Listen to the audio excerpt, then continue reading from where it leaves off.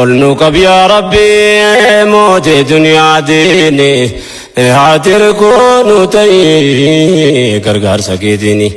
Olluu qabii rabbii mootii duniyaa diini irikkoo nu tayii gargaarsa keetiini. Irikkoo nu tayii gargaarsa keetiini.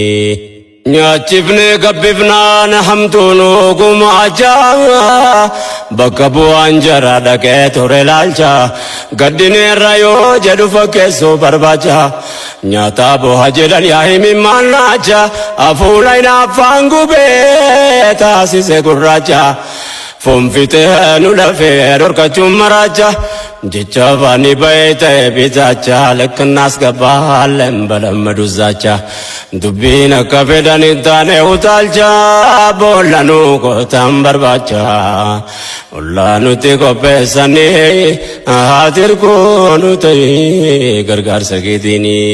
Fashallaan agarree kiyya aduun kaa'e ummanni buqqa'ee dhufee biyya ga'ee jaraan nu buqqises nagaa wajjin taa'e kanaaf jireenyi keenya garaan si madaa'e gocha lana ragaa waan baay'ee nu ta'e addunyaan callisee jaannu laala taa'e kanaaf kana jechuu baadhus maqaa dhahe baay'achuun nu yakka ta'e.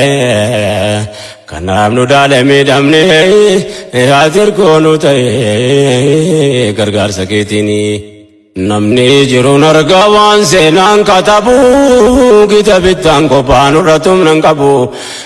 Biyyoonni guddatan harka keessaa qabu waltaan fakkaatti mataa kan nu qabu hawaasa wayyabaa bakka guddaa qabu. Akkan faca'ee biyya isaatti dhabu didi har'aan nu ka'e rabbiin humna qabu waan gannama qabu inni nurraa qabu dandahaadha waan dadhabu ol nu haa qabu rabbiin irikkoo nu tayii gargaarsa keetiini. Waan taane yoo dubbii ofitti deeffanne nurka tafte dubbii yoo wal gaggaafanne osoman dorgomii mo'amu amanne akka kufne beeynaani kaanaan yaadanne bakkatti dhabamne ofiin barbaadanne ba'aa gabrummaa daagaa mataa sifanne.